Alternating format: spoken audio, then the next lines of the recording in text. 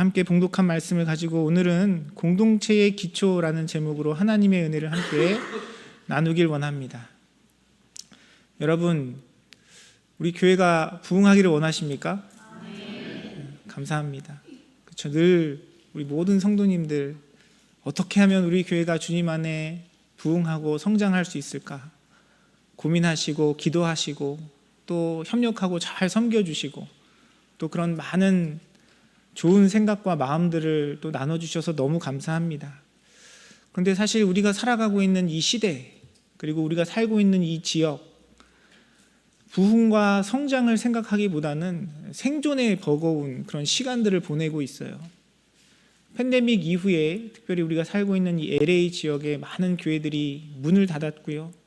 그리고 그 이후에 많은 교회들이 크고 작은 어려움들 속에서 사실 부흥과 성장보다는 여러 가지 고통과 어려움 가운데, 또한 특별히 분열과 다툼 가운데 고통받고 있다는 이야기들을 많이 겪게 됩니다. 그런 현실 속에서, 그런 상황 속에서 사실 버텨갈 수 있다는 것이 하나님의 은혜죠. 우리의 그런 삶의 현실 속에서 우리는 어떻게 성장, 부흥에 대한 소망을 품을 수 있을까요?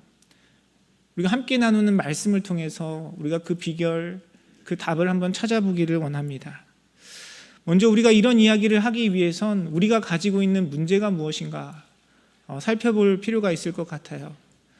우리가 마주하고 있는 현실적인 그런 어려움들도 있습니다. 더 이상 이민자들이 오지 않고요. 그리고 많은 젊은이들이, 젊은 가정들이 LA 지역을 떠나가는 그런 문제들이 있습니다. 그리고 교회 안팎에 있는 많은 다툼과 분열들로 인해서 교회를 섬기는 분들이 이미 많이 낙심하고 상심하고 시험에 들고 한 그런 우리의 영적인 문제들도 있어요. 많은 이유들, 그런 많은 원인들을 찾을 수 있겠지만 먼저 오늘 본문 말씀에 우리의 근본적인 문제가 무엇인지 성경은 우리에게 일깨워주고 있어요. 우리가 함께 봉독하진 않았지만 우리가 함께 봉독한 말씀 에베소서 4장 16절, 거기 앞에 있는 14절에 보면 믿음의 공동체가 경험하게 되는 위기의 원인, 믿음의 공동체를 흔드는 그 위협의 세 가지 내용들이 등장합니다. 에베소서 4장 14절의 말씀은 이렇게 기록해요. 이는 우리가 이제부터 어린아이가 되지 아니하여 사람의 속임수와 간사한 유혹에 빠져 온갖 교훈의 풍조에 밀려 요동하지 않게 하려 함이라 라고 말씀은 기록하고 있습니다. 여러분, 우리가 경계해야 될 세 가지 요소에 대해서 이야기하고 있어요. 첫 번째는 어린아이와 같은 모습입니다. 영적인 미숙함을 말씀은 지적하고 있어요. 왜 교회가 흔들립니까? 왜 교회가 요동합니까? 그리스도가 머리가 되시고 하나님께서 세우신 교회가 왜 흔들리냐면 우리의 영적인 미숙함 때문에 교회가 어려움을 당한다고 성경은 지적하고 있습니다. 어린아이와 같다는 말이 무엇입니까? 우리 가운데 분별력이 없다는 거예요. 여러분, 아이들 분별력이 없잖아요. 호기심이 있으면 그냥 관심이 가면 분별 없이 행동합니다. 위험한 것인지 모르고 그냥 만지고 또 입에다 갖다 대고 그렇게 행동하죠. 우리가 그렇게 분별력이 없이 성장하지 못하고 자기중심적인 사고에 갇혀서 신앙생활을 한다면, 그리고 그러한 마음들, 그러한 결정들이 교회에 영향을 미친다면 우리는 어려움을 경험할 수밖에 없어요. 그래서 내가 예수님을 믿고 교회 생활을 오래 했다고 해도 하나님의 말씀, 예수님과 동행하며 성령의 인도하심 가운데 성장하지 못하고 영적인 미숙함 속에서 영적인 어린아이로서 살아간다면 여러분, 그 가운데도 분명히 구원을 받는 은혜도 있고 하나님께서 베푸시는 그 역사함도 있겠지만, 그러나 그 미숙함 속에서 고통 가운데 살아갈 수밖에 없는 것이죠. 우리가 그런 영적 상태에 머물러 있다면 작은 어려움이나 어떤 오해에도 서운함을 느끼고 그것을 통해서 하나님께서 나에게 주신 사명이나 부르심보다는 나의 감정, 나의 감각, 나의 느낌에 이끌려 살아가는 신앙생활을 이뤄갈 수밖에 없는 것입니다. 사랑하는 성도 여러분, 저와 여러분의 삶 속에 이러한 영적인 미숙함이 없는지 돌아보기를 원합니다. 우리 믿음의 공동체는, 나의 신앙은 얼마나 그 성숙함 속에서 주님과 교제하며 주님의 뜻을 이뤄가는지 우리의 마음을 돌아보기를 원합니다. 우리가 여기서 벗어날 때 우리는 진정으로 하나님께서 주시는 성숙, 하나님께서 허락하시는 부흥, 성장을 이뤄갈 수 있는 것이죠. 또 에베소서 4장 14절의 말씀은 우리의 공동체를 위협하는 또 다른 요소로 우리의 관계적인 기만을 이야기합니다. 14절의 말씀에는 사람의 속임수와 간사한 유혹이라고 표현되어 있는데요. 이 원어적인 의미를 보면 주사위 도박에서 사람들을 속이는 소위 말하는 야바위 이런 그런 의미를 담고 있습니다. 자신의 유익과 만족을 위해서 다른 사람들을 교묘하게 속이는 술수를 이야기하죠. 다행히도 우리 교회 공동체 안에는 그런 분이 한 분도 없는 줄 압니다. 하지만 원어적인 의미에서 그런 속임수, 사기 이런 것은 아닐지라도 하나님의 말씀 뜻 가운데 하나님께서 우리에게 원하시는 그 하나님의 마음보다는 나의 유익, 나의 만족, 나의 기쁨을 위해 신앙생활을 하고 그것이 중심이 되어 살아가는 우리의 모습이 있다는 것이죠. 그래서 교회 안에서 네 편 내 편 가르고 나와 편한 사람, 내가 좋아하는 사람 중심이 돼서 교회 사역들을 이뤄가려고 하는 그 정치적인 행위가 있는 것을 우리가 삶의 여러 가지 모습을 통해서 경험하게 됩니다. 그래서 하나님이 원하시는 그 하나됨을 무너뜨리고 하나님의 뜻, 하나님의 말씀을 주장하면서 오히려 교회를 분열하는 그런 모습들이 우리 안에 있죠. 주님의 말씀보다는 사람의 영향력이 더 힘을 발휘하도록 그런 분위기를 조장하는 그런 연약함이 우리 삶 속에 있는 것입니다. 사랑하는 성도 여러분, 우리 임마누엘 선교교회는 그런 모습이 하나도 없기를 간절히 소원합니다. 없나요? 네. 없었으면 좋겠어요. 그런데 없을 수 없습니다. 왜냐하면 우리는 모두가 다 연약한 인간들이기 때문에 그래요.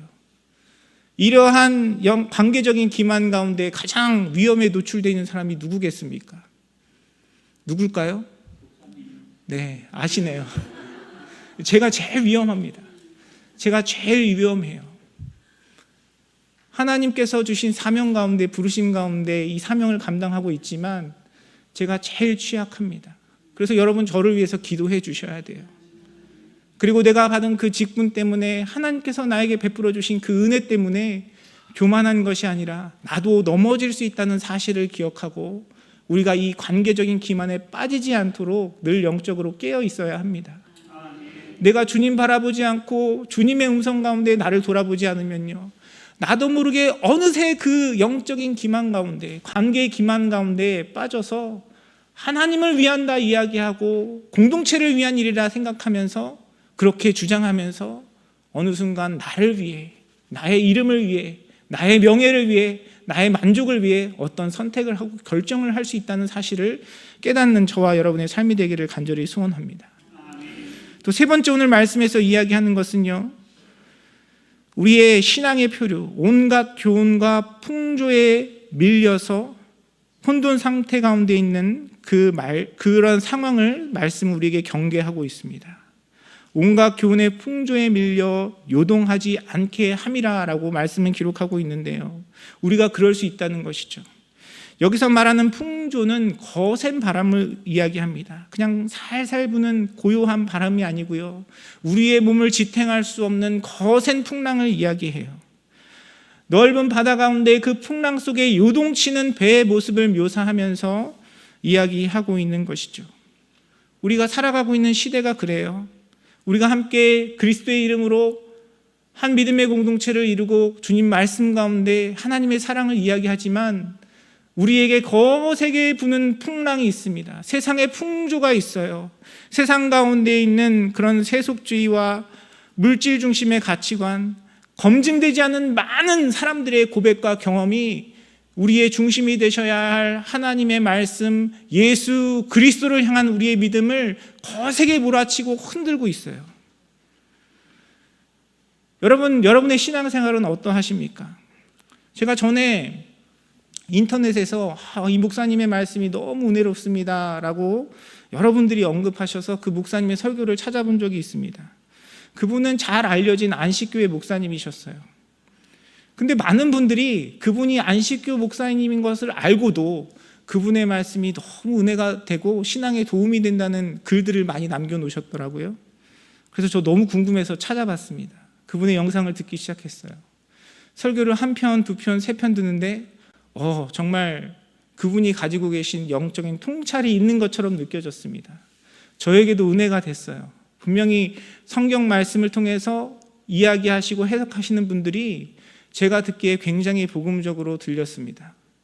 그렇게 한 편, 두 편, 세 편, 네 편, 다섯 편, 여섯 편, 10편까지 듣게 되었습니다. 마지막 제가 그분의 마지막 10편 설교를 들을 때 이래서 위험하구나 라는 사실을 깨닫게 됐어요. 사실 목사지만 또 여러분에게 말씀을 전하지만 저도 헷갈릴 때가 너무 많습니다. 오히려 정통교단 또 어떤 역사가 있고 또 사역의 열매들이 있는 분들의 말씀을 들으면서 이게 정말 하나님의 뜻이고 하나님의 말씀인가? 긴가민가 할 때가 저도 많아요. 여러분들은 오죽하시겠습니까?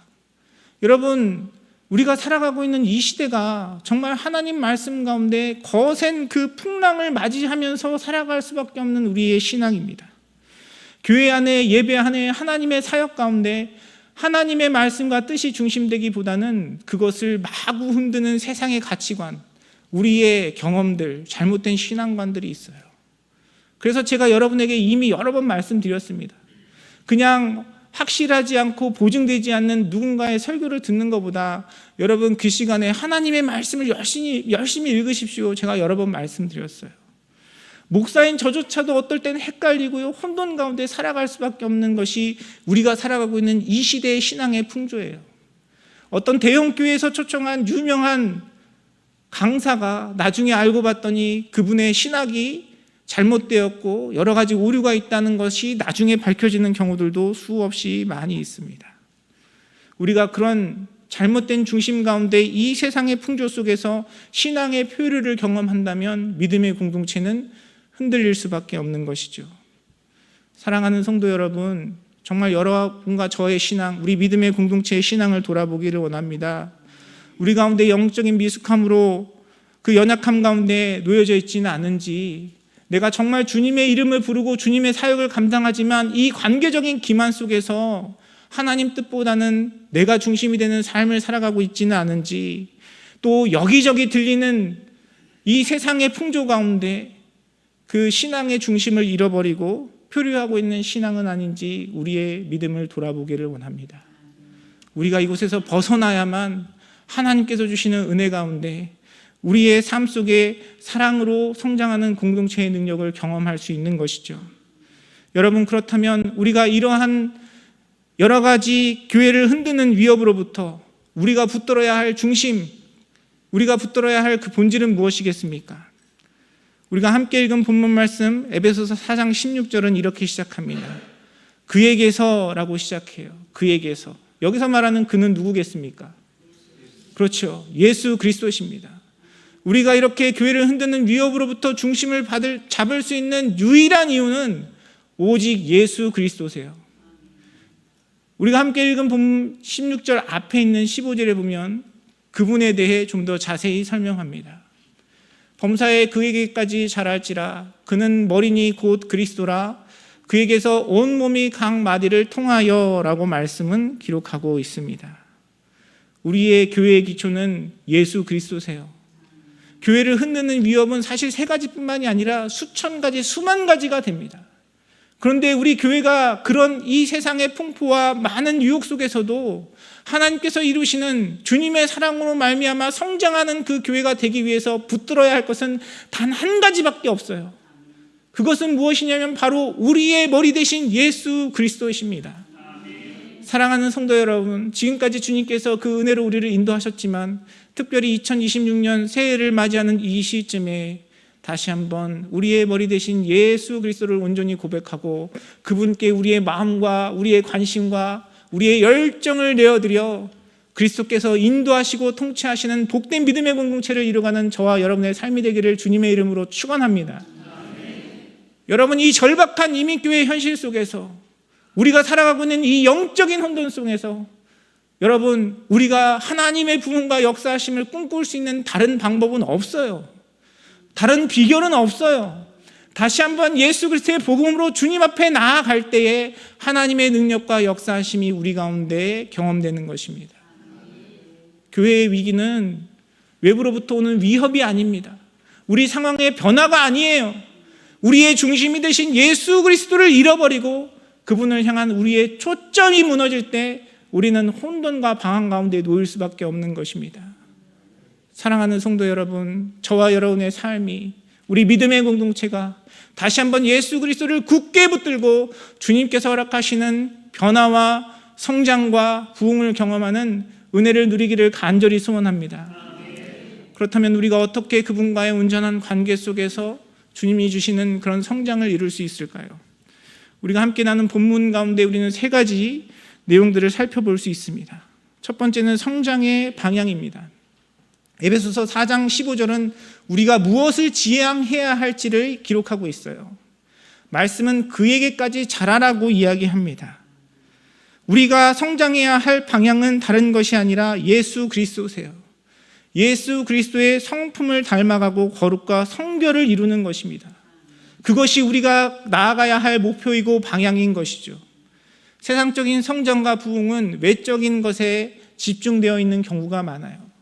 사람의 수가 많아지고 재정이 풍성해지고 여러 가지 상황들이 좋아질 때 사람들은 성장하고 부흥이라고 이야기합니다. 그러나 예수님의 사역을 보면요, 외적인 성장에 집중하지 않았어요. 오히려 우리의 내면, 우리의 중심에 대한 성장을 예수님께서는 말씀하고 계십니다. 우리가 잘 알고 있는 것처럼 성령의 열매는 무엇입니까? 외적인 변화가 아니에요. 성령의 역사하심 속에서 우리의 내면이 예수 그리스도의 성품을 닮아가는 것이 예수님께서 원하시는 우리의 성장이고 목표인 것입니다. 사랑하는 성도 여러분, 저와 여러분의 믿음이, 우리 믿음의 공동체가 더욱더 예수님 닮아가기를 주님의 이름으로 축원합니다. 사람이 많이 모이지 않아도, 우리가 가지고 있는 우리의 자원이 부족할지라도 그 상황 속에서도 저와 여러분의 중심이 예수님을 닮아가고 예수님께서 가르치신 것처럼 더욱 사랑할 수 있다면 주님께서 보시기에 우리는 아름다운 성장을 이루는 것이고요. 우리가 한 해 2026년을 통해서 주님께 감사하고 주님께 고백하고 주님을 향하여 간구해야 할 우리의 목표이고 지향점인 것이죠. 말씀을 준비하면서 우리 교회의 지난 한 해의 모습, 교회가 거쳐간 여러 가지 그 발자국들을 돌아보며 하나님 앞에 감사한 마음이 들었습니다. 우리 교회의 형편이 나아져서가 아니에요. 그동안 가지고 있던 여러 가지 문제들이 해결되어서가 아닙니다. 제가 그 시간들을 돌아보면서 하나님께 정말 감사한 것은요, 하나님께서 허락하신 그 시간들을 통해서 여러분에게 예수님을 닮아가는 성장이 있었다는 것에 정말 하나님께 감사할 수밖에 없었어요. 그리고 여러분의 그런 모습, 또 저의 모습, 우리 공동체의 모습을 보면서 하나님께 너무 감사한 생각이 들었습니다. 우리가 2026년 올 한 해 주님 안에 더욱더 성장해가는 교회가 되기를 주님의 이름으로 축원합니다. 우리 교회를 방문하시는 분들, 또 우리 교회에 처음 오시는 분들이 하나같이 하시는 말씀이 있어요. 목사님, 교회가 너무 따뜻해요. 우리 성도님들이 자발적인 마음으로 기쁨으로 섬기는 모습들이 보여요. 그런 이야기를 들을 때마다 참 너무 행복하고 감사한 생각이 듭니다. 사실 저도 밖에 나가면 자랑을 많이 해요. 우리 성도님들은 정말 주님의 은혜 가운데 예수 그리스도를 닮아가려고 애쓰는 분들이라고 자랑을 많이 합니다. 그런 고백을 할 수 있어서 너무너무 감사해요. 올 한 해도 주님 안에, 더욱더 주님 안에 예수님을 닮아가고 자라가는 저와 여러분의 삶, 우리 믿음의 공동체가 되기를 주님의 이름으로 축원합니다. 우리가 그렇게 닮아가면, 그렇게 우리가 변화되면 하나님께서 사랑을 붙여주세요. 하나님께서 외적인 성장을 주세요. 아니, 하나님께서 그런 외적인 성장과 변화를 주지 않으셔도 저와 여러분의 삶 속에 그렇게 닮아가는 열매가 있다면 주님 보시기에 기뻐하고 아름다운 믿음의 공동체인 줄 믿습니다. 또한 오늘 본문의 말씀은요, 우리가 주님과의 관계 속에서 지켜야 할 그 관계의 질서에 대해서 이야기를 합니다. 머리와 몸의 관계의 질서의 회복에 대해서 이야기를 해요. 여러분, 교회의 머리는 누굽니까? 예수 그리스도시죠. 그렇다면 교회를 통치하고 교회를 다스리는 원리는 누구로부터 나와야 됩니까? 예수님으로부터 나와야 돼요. 그 가운데 사람이 중심이 되고 직분자들이 중심이 되고 담임 목사가 중심이 되면 여러분, 그 교회는 산으로 가는 것입니다. 교회의 모든 직분과 권력은 주님께로부터 와요. 우리의 마음과 중심 가운데 예수 그리스도가 부정되고 하나님께서 원하지 아니하시는 모습들이 권력과 질서의 중심이 되면 그것은 권위를 잃어버리는 것입니다. 지체들의 목소리보다 머리의 명령에 귀 기울이고 머리 대신 예수 그리스도의 뜻과 말씀 가운데 통치되는 공동체가 될 때 하나님께서 베푸시는 그 사랑의 열매 가운데 하나님이 허락하시는 부흥과 성장과 변화가 우리 가운데 경험될 줄 믿습니다.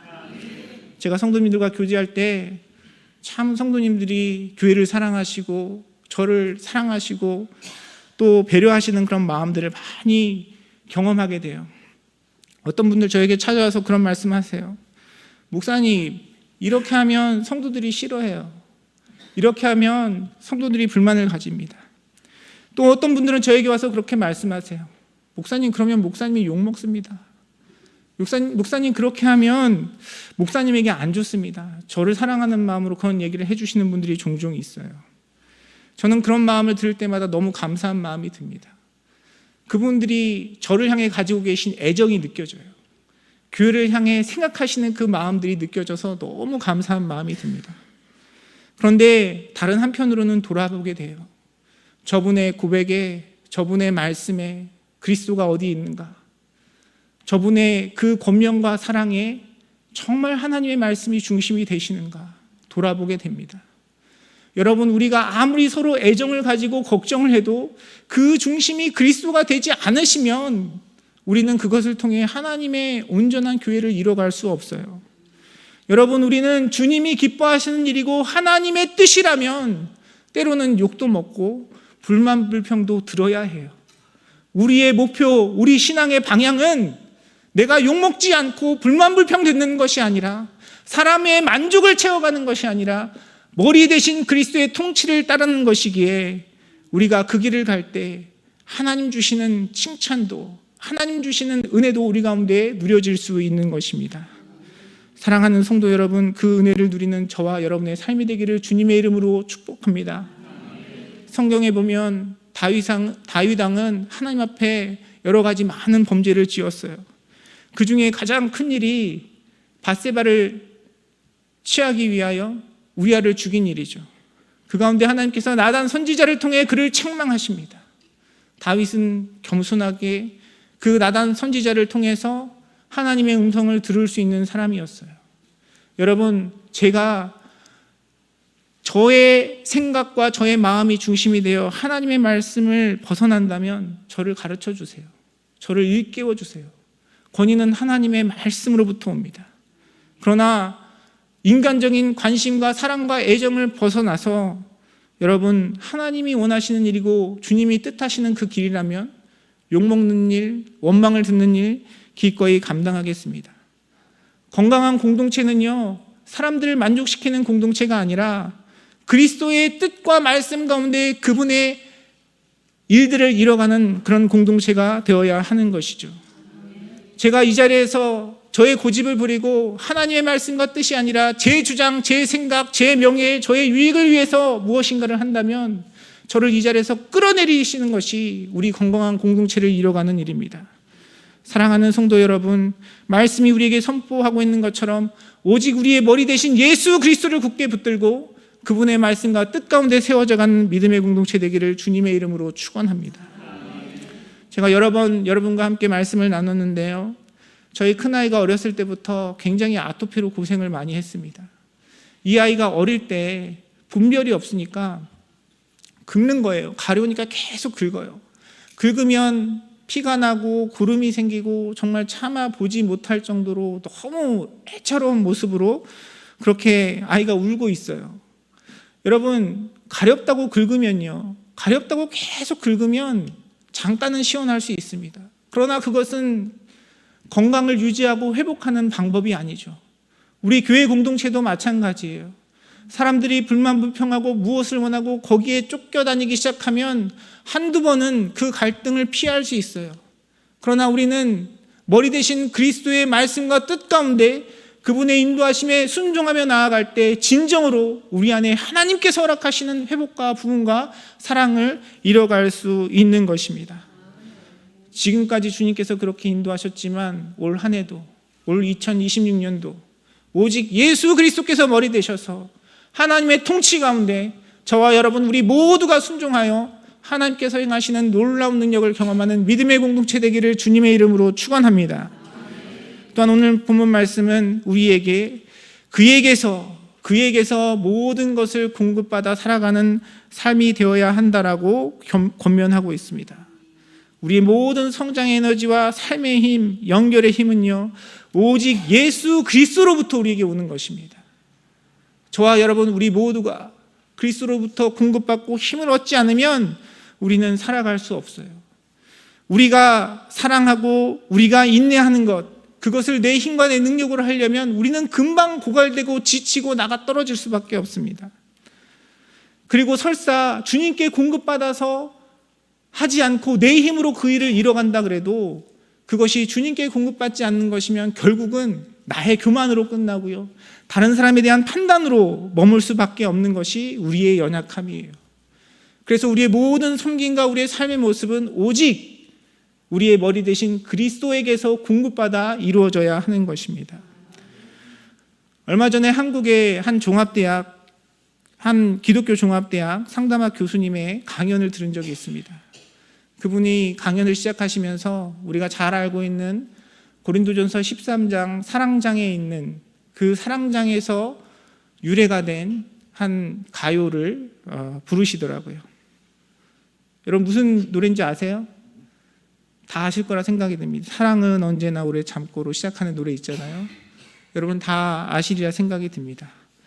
사랑은 언제나 오래 참고, 여러분 사랑은 오래 참는 것이죠. 오래 참으면 어떻게 됩니까? 오래 참으면 어떤 열매가 맺혀지죠? 그 교수님이 이렇게 말씀하시더라고요. 사랑은 언제나 오래 참고 단명합니다. 이렇게 얘기하시더라고요. 오래 참으면 일찍 죽는데요. 공감하십니까?